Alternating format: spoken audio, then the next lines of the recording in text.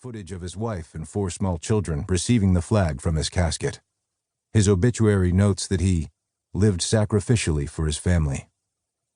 Outside of their hometowns, though, the deaths received hardly any notice from a public whose interest in the global war on terror had vanished years before.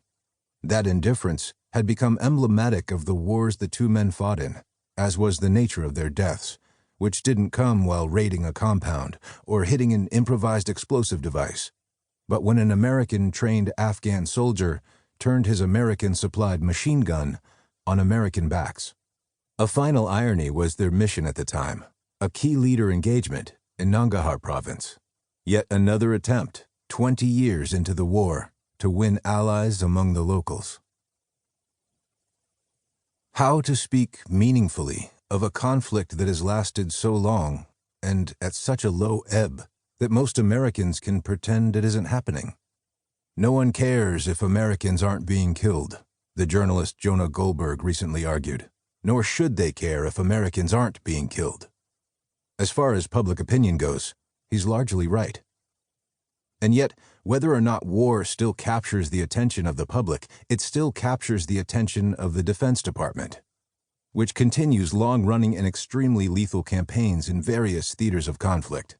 We may not be losing as many soldiers as we used to, since our role in wars has shifted to one of training, support, and the provision of air power and high-tech know-how, but we're certainly killing plenty of people. Nor are the dead and injured just members of terrorist groups. In 2020, so blissfully low in U.S. casualties in Afghanistan, the UN has tracked 120 civilian casualties that can be directly tied to international security forces. This somewhat understates our lethal presence in the region.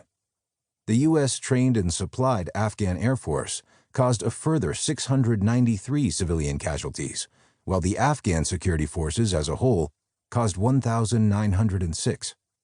When they died, Afghanistan was a deadlier place for civilians than when Gutierrez and Rodriguez were graduating high school. And though we have removed our ground troops, our lethal presence remains in the skies above.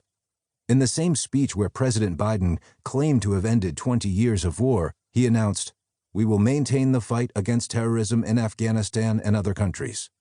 By relying on over-the-horizon capabilities instead of ground troops, the war was over, supposedly, but not the killing. What this means in practice is not simply children losing parents who lived sacrificially for their families, but also, since Afghanistan is one of the deadliest places in the world to be a child, parents losing children. The most recent UN report on civilian casualties in Afghanistan quotes the father of a boy killed in September 2020 by an explosive remnant of war, a bomb fragment left behind by one side or the other. He remembers hearing children screaming, "Please help us," then seeing his son and 4 others all grievously wounded. "I took my son," he said. There was blood all over his body.